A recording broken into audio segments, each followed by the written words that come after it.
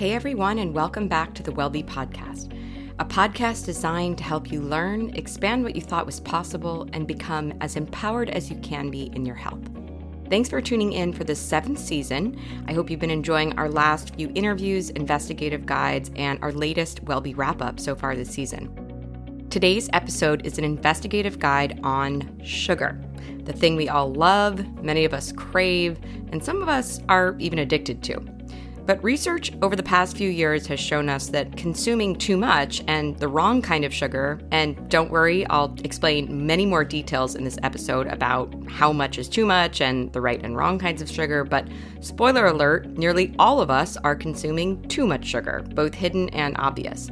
And this has some pretty serious and scary health repercussions, from inflammation to chronic disease to cancer.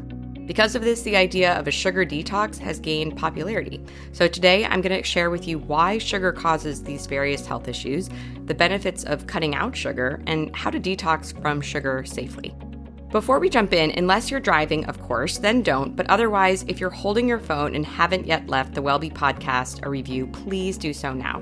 It takes less than a minute, and if you're getting anything out of the Wellbe podcast, this is your way to tell us. Thank you so much for that review if you just wrote one, and thank you for listening to the Wellbe podcast. Now, let's dive in on sugar. All right, so here's the hard truth. Americans eat a lot of sugar. In the US, added sugars account for about 17% of most adults' diets, with the average US adult consuming 22 teaspoons of sugar per day, way above the recommended 5 teaspoons for women and 9 for men, which includes the recommended amount for consuming fruit. This matters because consuming excess sugar is linked to a ton of health issues. When you lay them all out, it can be pretty shocking to see just how damaging something so innocent looking and usually really delicious can be, but it's really important knowledge to have. So consuming too much sugar has been linked to, first off, heart disease. Studies show that eating a diet high in added sugar is associated with an increased risk of heart disease and heart disease mortality, with just 1 or 2 additional daily servings of sugar increasing your risk for coronary heart disease by 10 to 20%. On the flip side, eating a diet low in added sugar, such as paleo or a vegan, whole foods-based diet, has been shown to significantly reduce levels of triglycerides and LDL cholesterol, both of which are major risk factors for heart disease. Consuming too much sugar has also been linked to diabetes. Researchers think that one of the ways that excess sugar contributes to heart disease is via insulin resistance. And insulin resistance, of course, can also lead to type 2 diabetes. Studies show that frequently consuming foods or drinks with added sugar harms your blood sugar management and increases the risk of developing diabetes. Cutting back on sugar drops the level of sugar in your blood and can combat insulin resistance. Consuming too much sugar has also been linked to weight gain and obesity. This one's probably a bit more obvious, but foods with added sugar also tend to be low in nutrients like protein and fiber, and thus less filling, which means that eating these foods often contributes to overeating, weight gain, and obesity. Not only that, but high added sugar intake means that any excess weight is likely visceral fat, which is the abdominal fat that sits around your internal organs and is strongly correlated with all kinds of health conditions and mortality. Cutting out sugar and replacing those high sugar products with foods that are high in protein and fiber has been shown to promote weight loss. Consuming too much sugar has also been linked to poor dental health. In both kids and adults, sugar intake is highly associated with an increased risk of cavities and gum disease.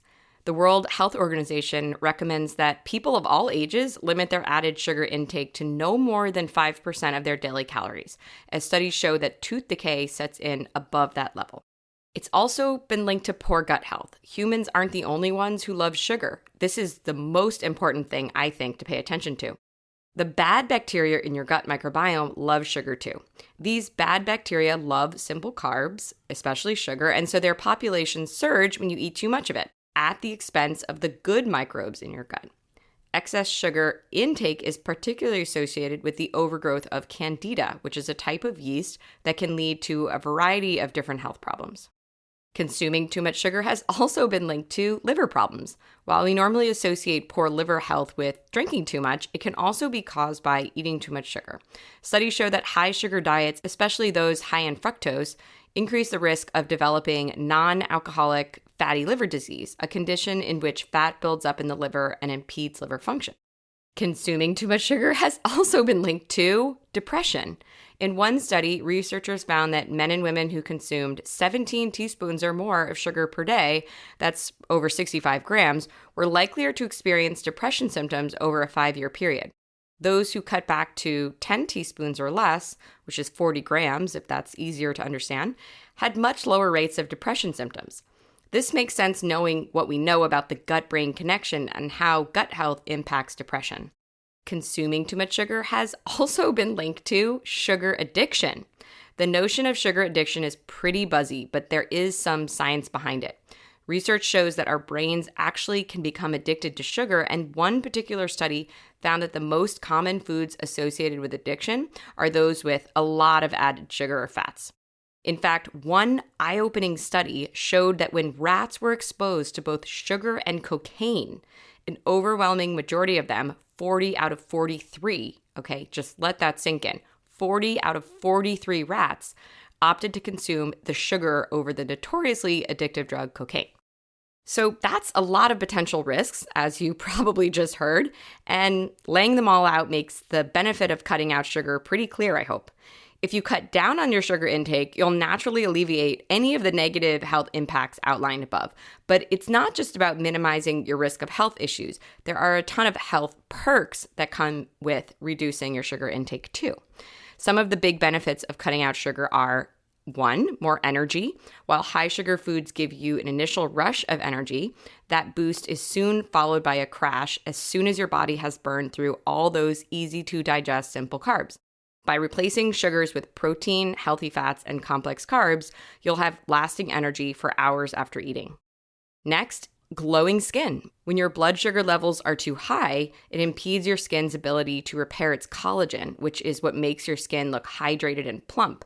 So when you cut sugar, you'll help your skin look youthful and dewy. Low sugar diets have also been shown to help clear up acne-prone skin. It will also lead to improved sleep. Blood sugar dips can lead to nighttime waking, so when you cut back on sugar and replace it with foods that take longer to digest, you'll sleep more soundly throughout the night. It will also lead to better focus. Excess sugar can contribute to brain fog, so slashing your sugar intake will help clear things up. Research has also shown that low sugar diets are linked to improved clarity and focus. What's more, detoxing from sugar will help reset your habits and your palate, so you're less likely to crave excess sugar in the future or crave sugar at all, similar to when you cut back on caffeine. Of course, that's easier said than done, so it's important to understand how to detox from sugar in a manageable, health-promoting way. So let's talk about sugar withdrawal. Remember that whole thing about sugar being addictive? While that's a major reason to curb your sugar habit, it also makes cutting back more difficult. Just as alcoholics or drug addicts experience withdrawal symptoms, so can people who have become addicted to sugar. Studies have found that sugar triggers the release of dopamine, the so-called pleasure hormone that's also associated with addictive drugs and alcohol. What's more, several animal studies show that when rats become accustomed to consuming lots of sugar and are then deprived of it, they show opiate withdrawal symptoms. I'm sure you've heard of opioids like Oxycontin, and a decrease in dopamine release. Humans, too, can become accustomed to the dopamine surge that accompanies high sugar foods, and so any sort of sugar detox could come with some withdrawal symptoms. Of course, everyone reacts differently to cutting out sugar. Some may experience no symptoms at all, while others will experience every symptom severely. It all depends on how much sugar you've been consuming, your own personal body composition, and what sugar detox plan you try. Some symptoms of sugar withdrawal include headaches. This is a common symptom of sugar withdrawal, as a sudden change in blood sugar level can cause a headache. Then there's fatigue. If your body is used to the quick energy hit of sugar, never mind the subsequent crash, you could feel sluggish when you cut that sugar out at first.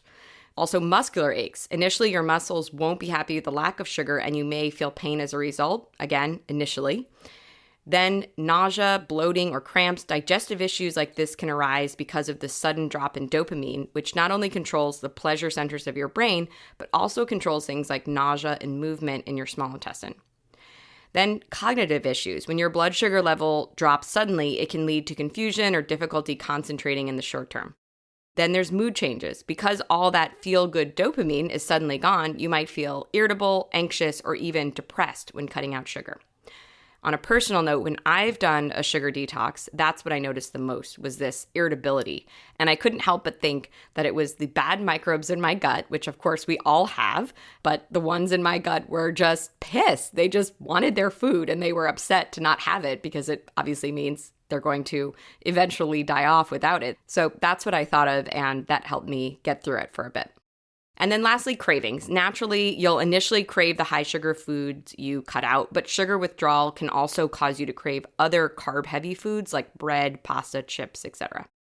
The most important thing to understand is that all of these symptoms are temporary. They should go away within a few days and generally are quite mild. If you've been consuming a lot of sugar, suddenly cutting it out will be a big adjustment for your body, so give it time to recalibrate. The effects of sugar withdrawal are short-term, while the negative effects of consuming too much sugar can seriously affect your long-term health, as I mentioned before. There is one potential long-term risk, of course, of any kind of a food detox, but it could lead to unhealthy behaviors or thoughts in some people. So those with a history of an eating disorder or disordered eating, or who already have a problematic relationship with food and their body, may want to be careful doing any kind of a detox with different kinds of food. But for these people, it's probably best that they work with the nutritionist to do a sugar detox and try a gradual approach, focus on intuitive eating rather than strict rules. All right, so now that I've laid out the benefits of cutting out sugar, let's get into how to do it. I'm going to share some specifics on sugar detox plans, but for now, let's talk about general practices for how to detox from sugar. We'll be right back with the sugar detox guide after this quick message. I don't know about you, but I never listen to the end of a podcast anymore. So I'm hopping in here to let you know that the best way to stay empowered and on top of your health is to be in the WellBe community. So head to getwellbe.com/subscribe to make sure you're in like Flynn. On getwellbe.com, you'll learn about my private holistic patient advocacy work, my programs to help you go deeper and make life and health altering changes, and also our awesome non-toxic product database. If you're more of a social media person, let's be friends on Instagram. Find me at getwellbe and make sure to press follow. Okay, now back to the sugar detox guide. If you're seriously considering doing a sugar detox, it's wise to follow these guidelines. Number 1, choose your length. Sugar detoxes can vary widely in length. Some are 3 days, some are a week, some are 30 days, some don't even have an end date and are more of a lifestyle than a challenge per se. Look at your calendar, think about your life, and decide what length of time you can commit to for your sugar detox. Just remember that if you go too short, you might not give your body enough time to really go through that withdrawal or to fully detox from sugar. How long it takes for withdrawal symptoms to go away depends on various factors, and your sugar detox should definitely extend beyond when your symptoms dissipate so that you can actually start reaping the benefits. Next, choose your level of strictness. Some sugar detox plans are relatively loose with an emphasis on cutting out added sugars and processed foods, while others are quite strict and don't even allow fruit. Some people do a blend, which is sort of what I recommend, and only allow low sugar fruits on their sugar detox, like lemons or limes and berries, maybe melons and avocados. And yes, avocados are a fruit. Think about your goal and what would be feasible for your lifestyle, and then decide how strict you want to go. But do remember, if you aren't strict enough, you may not reap the benefits that I mentioned of actually detoxing your body from sugar. So be kind to your body, know when you might be going too far, but also know that you may not be going far enough. Next, decide whether you want to go cold turkey or ease in. On this front, there's not really a consensus on how to detox from sugar. Some places recommend slowly cutting out sugar and building up to a full sugar cleanse. Other experts advise doing a few days of a very strict zero sugar diet, then gradually adding back in foods like fruit or starchy vegetables like potatoes, and then also grains. Focus on what you're adding, not what you're taking out. To help curb cravings and make your sugar detox sustainable, make sure you're adding, not just subtracting. Replace high sugar foods with filling, nutrient-dense foods that contain plenty of fiber and protein. This will help balance your blood sugar and curb cravings. Next, exercise. First off, the endorphin rush of exercise can serve as a substitute for the feel-good reward you get from sugar. Exercise has also been shown to help your body's natural detoxification process, which is important because when you cut out sugar, your body's natural detoxification organs, namely your liver and your kidneys, are able to then focus on getting rid of toxins rather than just processing sugar. So exercise really helps these toxins move along. Next, stay hydrated. Staying well hydrated is important all of the time, but it's especially essential when your body is going through a period of detoxification. Water helps your system flush toxins out of your body by supporting vital organs in their functions. Next, track your symptoms and progress. Make a big X on your calendar for each day you complete of your sugar detox, and keep a journal where you document things like your sleep, mood, cravings, and energy levels. While you might see a dip at first because of sugar withdrawal symptoms, you'll likely start seeing tons of progress afterward. This will be incredibly motivating. Lastly, make the commitment. Sure, there might be some physical challenges with cutting out sugar, but it's really a mental game. Get your head in the right place by fully deciding that you're all in on your sugar detox. Write it down, tell others for accountability, promise yourself some kind of prize at the end, whatever you need to completely commit.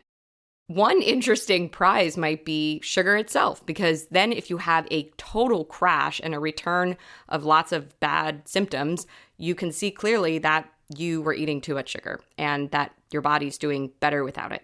I don't necessarily recommend this, but it's an idea.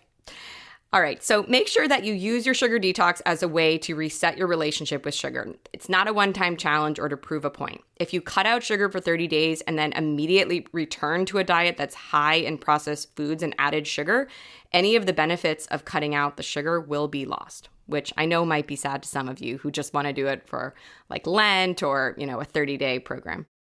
So today I've covered the basics of how to detox from sugar. So now it's time for the specifics. While there are many different sugar detox plans, most adhere to the same fundamental principles on what you can and can't eat. What to avoid on a sugar detox plan? First, sugar. I know it's obvious, but I got to put it in here. So that means all forms of sugar: table sugar, brown sugar, honey, agave, coconut sugar. They're all off the table, literally. And don't be fooled. There are over 100 words for sugar and sugar alcohols on ingredient lists. Companies are now aware that people are trying to cut back or avoid sugar, so they use many other words and forms of sugar to hide the presence of sugar in their food products. Why? Because they make them more delicious, usually, but also more addictive, as you heard. Next, sweets. Another obvious one, but it's got to be on here. So no cookies, candy, ice cream, or any other sugar sweet treats that you can think of. Next is sugary beverages. Soda, elaborate coffee drinks, juice, yes, even all natural organic juice are no-nos when you're detoxing from sugar. Remember that a glass of orange juice will have way more sugar than an orange, so even if you choose to leave fruit in your diet during your sugar detox, definitely don't have fruit juice. Next, artificial sweeteners. While this might seem like a clever shortcut to keeping sweetness without consuming sugar, artificial sweeteners have a ton of their own negative health effects. Plus, one of the big benefits of cutting out sugar is that it helps you reset your taste buds and stop craving extremely sweet foods. So if you're still using artificial sugar to get that sweetness, you're sort of missing the point of the sugar detox to begin with. Oh, and artificial sweeteners are very bad for your gut health and good gut bacteria. So definitely avoid these. Also, if there's any food item that you have that says sugar-free, but it's still sweet, they're using an artificial sweetener to make it so. You definitely want to avoid those. Next, processed foods. Even processed foods that you might not think of as sweet, like crackers or bread, ketchup, probably contain lots of sugar. In fact, roughly 74% of packaged foods have added sugar, which is just crazy. You can become an avid label reader, but it's probably just best to skip processed foods altogether and focus on whole foods. Lastly, alcohol. Sorry, but you'll likely need to skip out on happy hour or just order sparkling water with lime while on your sugar detox plan. While some sugar detox plans might allow you to indulge in low sugar drinks, it's probably best to steer clear as a general rule. Why? Because alcohol actually breaks down as sugar in your body, and most wine does have sugar in it. So the fact that there's no ingredient label or nutrition label means you can't really see that. So it's best to just assume it's in there, and unfortunately, you have to avoid it. Now, for what you can eat.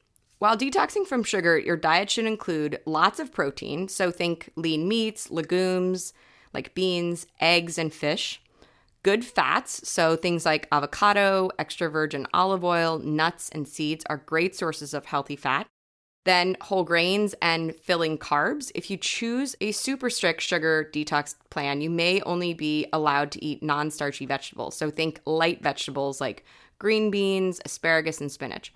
However, many less rigid sugar detox plans allow for starchy vegetables like squash and potatoes, and whole grains like quinoa, brown rice, farro, etc. These foods contain a lot of fiber, which is wonderful for both keeping you full and supporting healthy digestion. Then fruits and vegetables. Fresh organic produce is important for providing your body with vitamins and minerals. Again, some stricter plans won't allow fruit at all, but many will. If you choose to leave in fruit, make sure it's low sugar fruit like berries, melons, and citrus over high sugar fruit like mangoes and bananas, and also try to pair fruit with some protein and fat to help stabilize your blood sugar when you do eat it. This could be a handful of almonds or a spoonful of almond butter or Greek yogurt or some kind of plant-based yogurt, whatever you like. You can follow the guidelines I just mentioned to come up with your own sugar detox plan, or you can search online for a specific guided sugar detox plan to follow. There are countless articles, downloadable PDFs, books, even apps to choose from, and the written version of this episode on getwellbe.com has linked to some of the best ones. So you'll find a link to our article in the show notes. In conclusion, sugar is sweet and delicious, but too much can be bad for your health. All the wellness experts on social media and the marketing of healthy food products can make it even more confusing if you're looking to reduce your sugar intake. Here's what to remember about sugar and your health and how to detox from it. 1, there are a ton of benefits from cutting out sugar. Sugar can contribute to many chronic health issues like diabetes, heart disease, and liver problems, as well as obesity, tooth decay, and even depression. Cutting it out really reduces your risk of these issues and alleviates any that you already have. Next, the benefits of cutting out sugar go beyond disease prevention. You'll also experience more energy, glowing skin, better sleep, and improved mental clarity. When first cutting out sugar, some people experience symptoms of sugar withdrawal. These symptoms can include fatigue, nausea, irritability, muscle aches, and cravings. These symptoms don't affect everyone and generally go away within a few days. Whether or not you experience them will depend on how much sugar you were eating before, how extreme your sugar detox plan is, and your unique body composition. Next, when it comes to how to detox from sugar, there are several best practices. You must decide how long you want your detox to be. You can research it, but I think at least a week is needed. Then, how strict you want to be, and whether to go cold turkey or take it slow. You should also focus on what you're adding to your diet, namely high fiber, high protein foods, rather than just what you're cutting out. Also, remember to exercise regularly, stay hydrated, track your progress, and make a verbal or written commitment to your sugar detox plan. There are tons of different specific sugar detox plans to choose from. All of them will advise you to avoid sugary foods and beverages, processed foods, artificial sweeteners, and alcohol. Instead, you should eat lean proteins, healthy fats, fresh produce, and whole grains. Kind of like how you should eat all the time. You can choose whether to freestyle your sugar detox by following the best practices I talked about and the diet principles, or finding a specific meal plan online.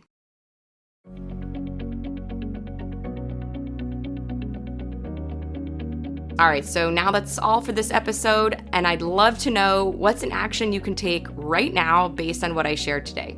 It may not be a sugar detox right away or ever if you don't think you need it, but maybe it's going through the things in your pantry with nutrition labels and checking out any of them that have added sugar, or just tossing things that you know have sugar in them, like syrup or cookies. No matter what it is, head to getwellbe.com and check out the WellBe non-toxic product database, because one of the 5 sections in there is food, and we have a ton of food products that are free of sugar in the food section, and we lay out the details with every product, so it's very clear before you buy what has sugar in it, and therefore there's less to throw out in your pantry in the future. Oh yeah, there's also about 2,000 other non-toxic products in categories like personal care and home and medicine, etc. Also, while you're there, become a WellBe Insider so that you can get all of our latest content, special offers, and personal notes I don't share anywhere else weekly in your inbox. Plus, you'll get a free copy of my audio guide, How to Feel the Best You've Ever Felt and Heal Anything. The 10 things you need to optimize your health and heal any health issue, big or small, naturally. Even if you're the healthiest person out there, I promise you'll learn something you didn't know that can optimize your health. If you haven't already and found this episode helpful or interesting, please subscribe to the podcast. This way you'll never miss a new episode and they'll be delivered to you whenever we publish a new one. And please share this episode with family or friends who you think might find it valuable and informative, or who you just think might be eating too much sugar. It means a lot and helps more people find the podcast. If you already have, then thank you so much. I really appreciate it. This is your host, Adrienne Nolan-Smith, and thanks again for listening to the Wellbe Podcast.